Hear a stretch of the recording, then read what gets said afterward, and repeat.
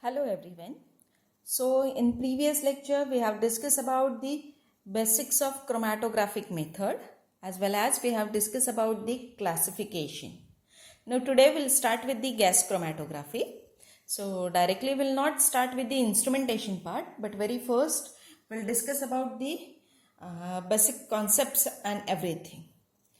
So gas chromatography already in classification, as I have told you that it is included in adsorption type as well as partition type.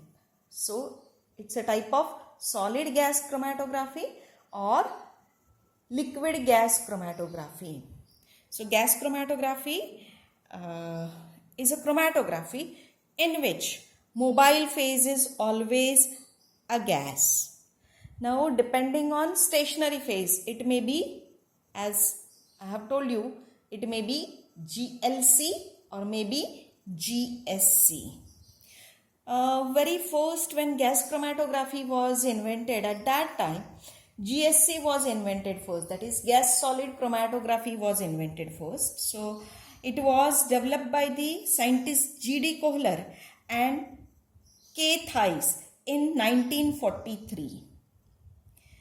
But later on in 1951, scientists J.P. Martin and A.J. James developed a GLC, and they found that GLC has much more or many more applications as compared to GSC, and GLC is more popular than that of GSC. So in 1952, Martin and Sims were awarded Nobel Prize in chemistry for their work in gas chromatography. Nowadays, as I have told you, that GLC is more popular than GSC. So GLC has widespread applications. So it is abbreviated as GC. So whenever that means whenever you are going to work with gas chromatography, definitely more times it is, or say maximum times it is gas liquid chromatography. Now we have to discuss about the advantages or what are the main features of gas chromatography, why it is preferred more, that we have to discuss. So this technique has very strong resolution power and can separate complex mixture into their constituent. That means suppose your sample contains near about 200 or even more than that constituents, then all that constituents can be separated by using this gas chromatography. That is, you are able to separate out them.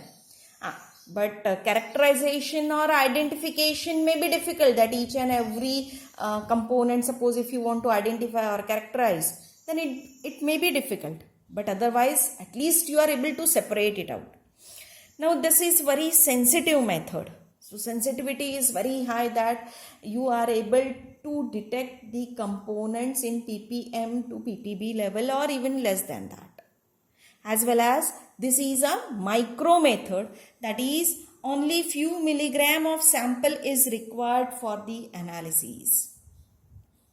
This method gives very good precision and accuracy. Analysis is completed within a very short period of time. So if you are going to compare with other your normal techniques, that is like volumetric analysis, like your gravimetric analysis, then gas chromatography is considered to be a very, very, very fast technique.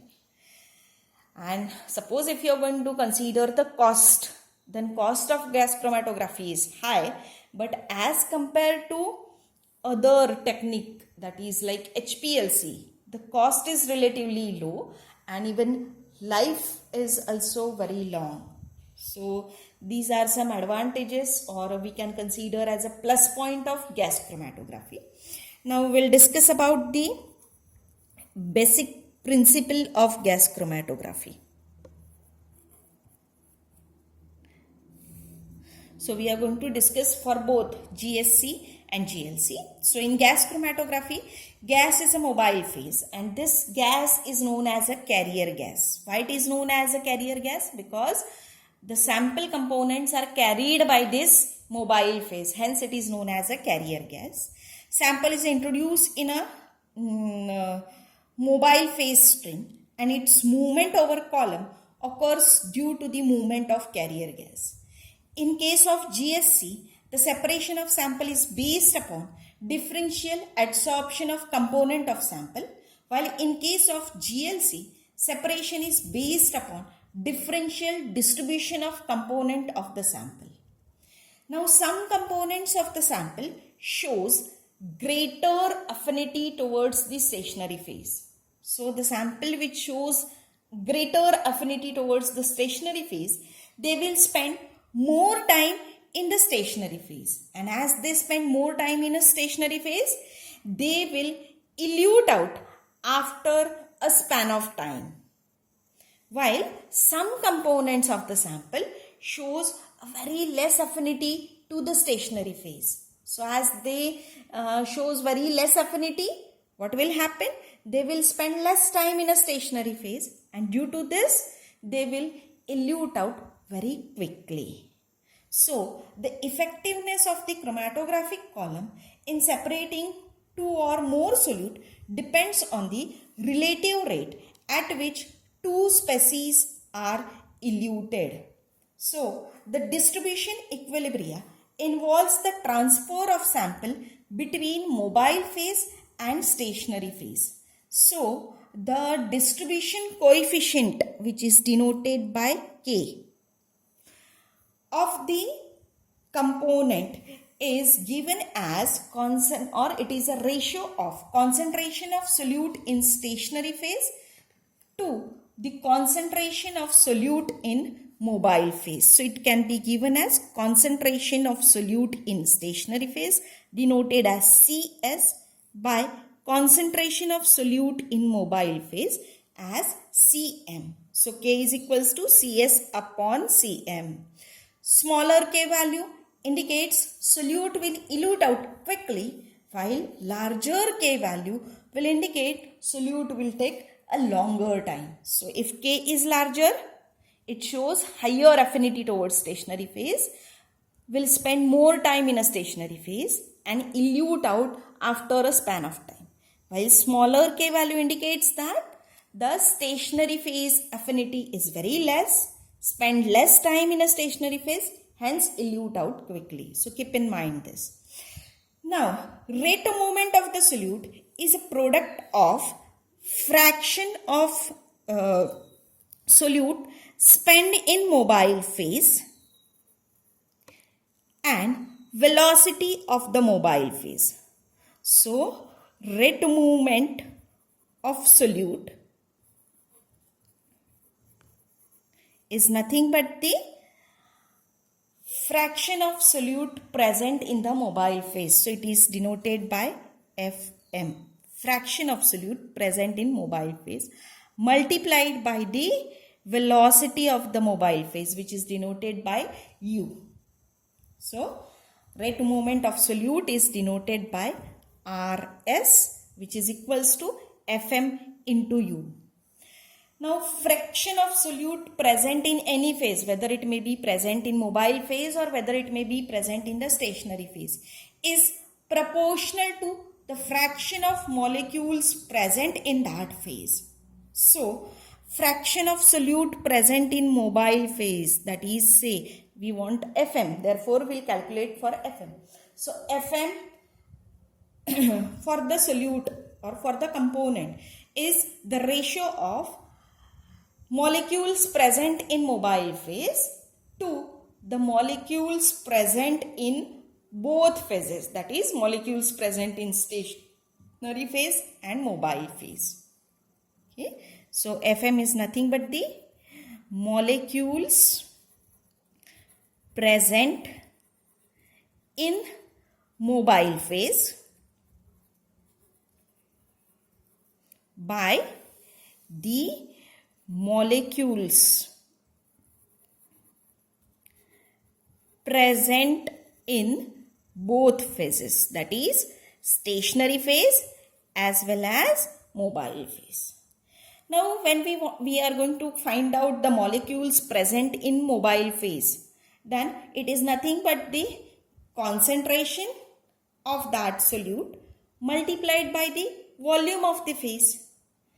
So suppose if we are going to find out the molecules present in the mobile phase, then it is nothing but the concentration of solute in mobile phase multiplied by volume of mobile phase. So it is Cm, concentration of solute present in mobile phase, multiplied by Vm. Whole is divided by molecules present in both phase. So as we know, molecules present in mobile phase is nothing but the Cm into Vm. Same way, both phases means we have to calculate for stationary phase. So Cm into Vm plus Cs into Vs. So Cs indicates concentration of solute present in stationary phase. Vs indicates volume of stationary phase. So we got Fm, that is fraction of solute present in mobile phase, is equals to CmVm divided by CmVm plus CsVs. Now dividing, for simplification, dividing numerator and denominator by CmVm. So this equation will become CmVm divided by CmVm, whole is divided by CmVm by CmVm plus CsVs by CmVm. So this CmVm will get cancelled and we'll get the equation 1 over 1 plus CsVs by CmVm. So just I'm going to rearrange it and I'll write it as 1 over 1 plus Cs by Cm into Vs by Vm. So already we know that Cs by Cm is nothing but the K. So I'll write it as 1 over 1 plus K into Vs by Vm.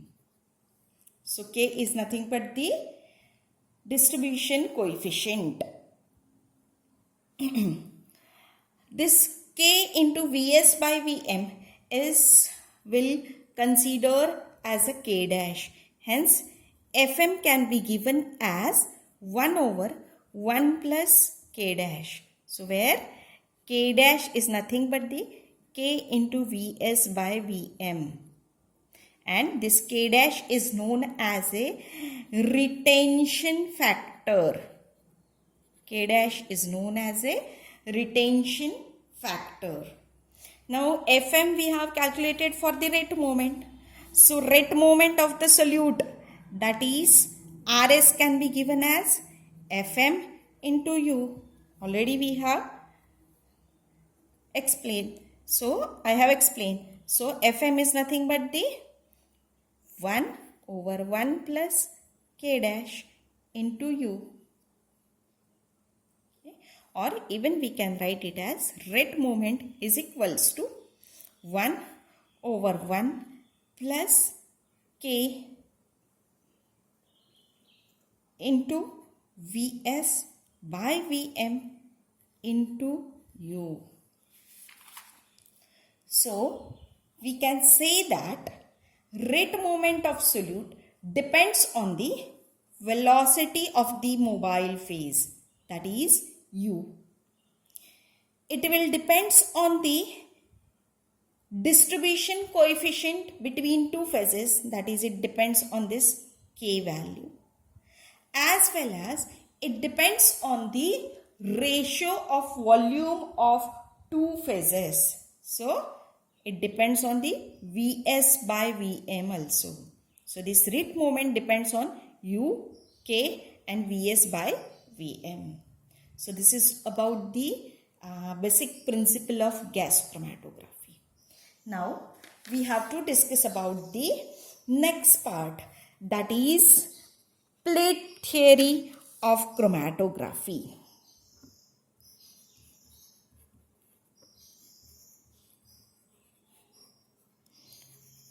Plate theory of chromatography.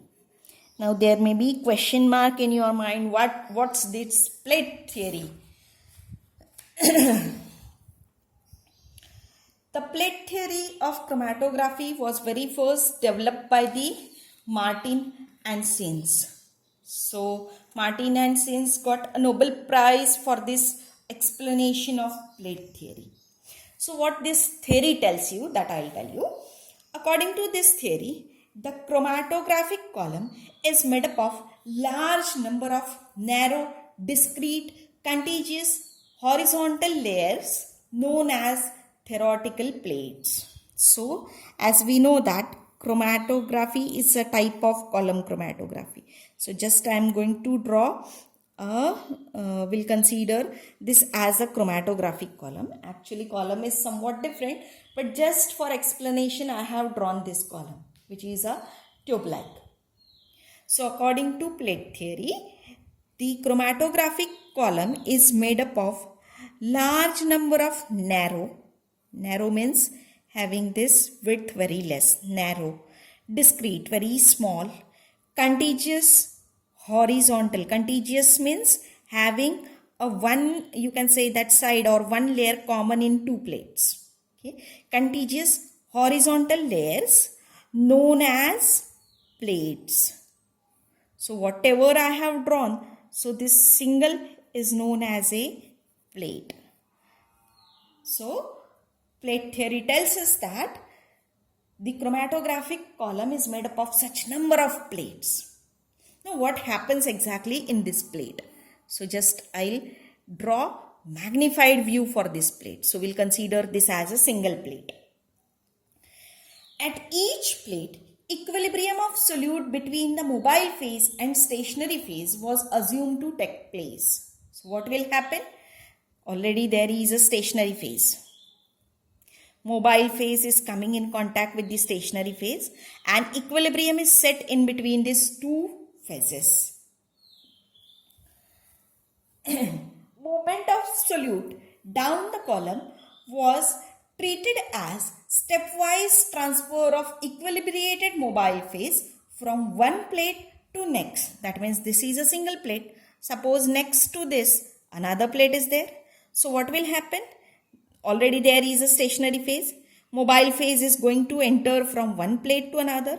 So what will happen? In a first plate, there is an equilibrium between mobile phase and stationary phase. And this equilibrated mobile phase will enter into the next plate. Again, equilibrium situation will occur in the next plate. And again, next equilibrated, that is equilibrated mobile phase will enter into the next plate. So, as this number of equilibrium situation increases, the efficiency of chromatographic column also increases. So, as increase in number of theoretical plates will increase the efficiency of column. So, what will happen? As this equilibrium situations increases, the efficiency of column will also increases. So, this was told by the plate theory. So this plate model successfully accounts on the Gaussian shaped curve of chromatographic peak. That means whenever you are going to study the chromatogram, so these are the signals and this is retention time. These are the signals given by the chromatography and these are the either retention time or retention volume. Then you will get such Gaussian shaped curve. Okay. So this plate model successfully accounts on this Gaussian shaped curve of the chromatographic peak as well as factors that influences the difference in solute migration rate. But this plate model does not give successful account on the zone broadening or band broadening. That means why this base of the peak is too much broader. Okay, so that was not properly explained by the plate theory. The plate theory considers that equilibrium conditions will occur throughout the column. That means I have drawn this number of plates. So what plate theory tells us that throughout the column such plates are there. So from start to end, such equilibrium situations should occur and due to that only the separation will be there and due to that efficiency of the column is more. But Actually, this assumption is not valid in the dynamic state. Dynamic state means the movement of solute. That is movement of solute with the mobile phase, because what will happen, mobile phase is moving very fast and hence sufficient time is not available to achieve equilibrium situation. So therefore this plate theory is not able to explain each and everything related to the this chromatogram, but it gives successful explanation of this Gaussian curve. So next part of this we'll discuss in next lecture. Thank you.